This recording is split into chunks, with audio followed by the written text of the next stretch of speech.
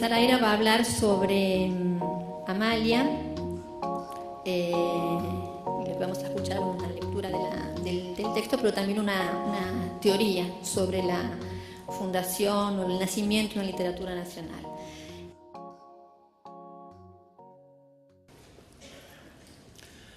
Parto de la hipótesis de que una literatura se hace nacional y es asumida como propia por los lectores de esa nación cuando se puede hablar mal de ella, no cuando se puede hablar bien.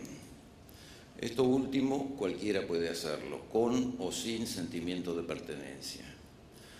Es como en los matrimonios o entre hermanos o amigos, cuando uno puede hablar mal del otro, pero no permite que lo hagan terceros.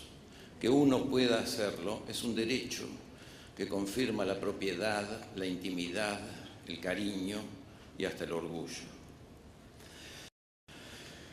Solo podemos empezar a hablar bien de un libro argentino con el Martín Fierro, entre otras cosas o principalmente porque no necesitamos hablar mal de él para apropiárnoslo. Con Amalia, en cambio, la apropiación solo puede darse a expensas del cariñoso escarnio de exclusividad. Malo, bueno, en literatura es una cuestión de gusto, y el gusto es una cuestión de época. Amalia es el romanticismo, con el debido desfase americano de usos horarios, pues es 1850. En una perspectiva general del gusto, a Amalia se la puede disculpar en nombre de la época. Mármol, como poeta, como escritor, es menos perdonable. Pero en la novela, en el género novela, es mucho lo que se puede perdonar en nombre del entretenimiento, de las emociones deliciosas del suspenso y la identificación con los personajes. También, y quizás sobre todo, en nombre de la información sociohistórica que transporta. Que una obra literaria quede en la historia de la literatura de un país, ya sea como obra fundacional o como curiosidad marginal, significa que queda disponible para las recuperaciones. El gusto literario es un efecto de la recuperación y no al revés. No es que un gusto se forme primero y después se busque en el pasado la obra que se adapte a él, sino que es esa obra la que inspira una nueva inflexión del gusto.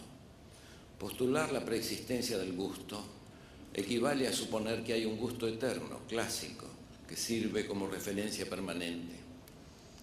Para contrarrestar esta museificación paralizante están las novelas malas, que reclaman a gritos una recuperación radical, un giro, o mejor, una voltereta de lo literario mismo y de la verdad social que transporta el inconsciente de la novela.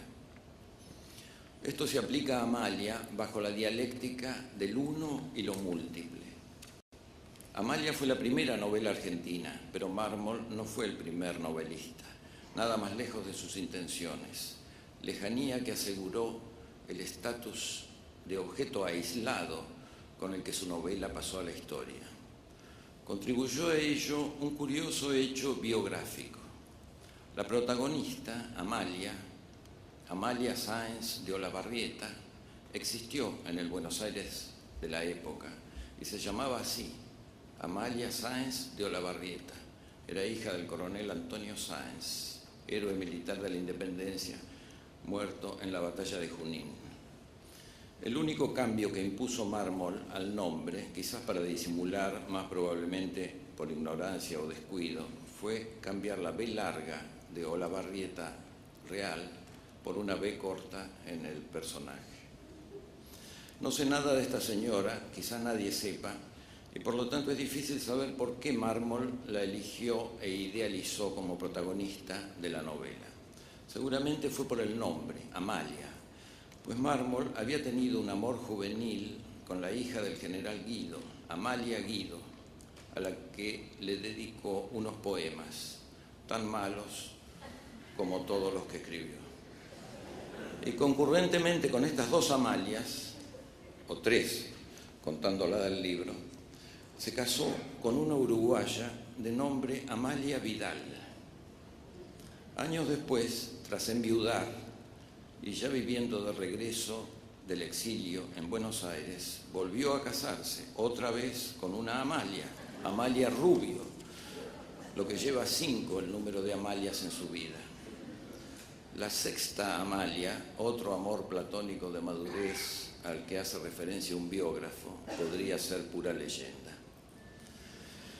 No es fácil aceptar la opinión de este mismo biógrafo, según la cual Mármol estaba obsesionado con el nombre a causa de una primerísima Amalia, anterior a todas las demás, una Amalia, que habría marcado toda su vida erótica, y en consecuencia habría que pensar que elegía a sus novias, esposas, amantes y personajes solo por el nombre. Tampoco es fácil, pero me parece más razonable, creer que las Amalias se dieron porque sí, por el mismo azar del que están hechas todas las vidas. Pero una vez que se acepta este azar,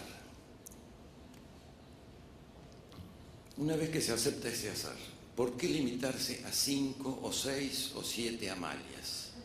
Pudieron ser muchas más, 30, 40. De hecho, nada impide que hayan sido muchísimas más. Quizás fueron tantas que solo la especulación numérica nos dé una idea. En el campo amplio y abierto de los posibles, a un hombre pueden sucederle muchas mujeres con el mismo nombre. Mármol vivió 54 años. Si en ese lapso conoció a una Amalia por año, hubo 54. Si hubo una por mes, fueron 648. Si hubo una por semana, fueron 2.916 Amalias. Una por día da la cifra ya más respetable de 19.710. Una por hora serían 473.040 Amalias. Estirando un poco el verosímil, si hubiera conocido a una por segundo a lo largo de toda su vida, el resultado sería una legión constituida por 28.382.400 Amalias. Claro que eso nos pondría frente a un verosímil poco convencional, ya que la cifra supera la cantidad de habitantes de la Confederación de Rosas, hecha toda de Amalias como en una pesadilla, peor que la mazorca. Apenas ahí empezamos a captar la naturaleza profunda de la Amalia de Mármol.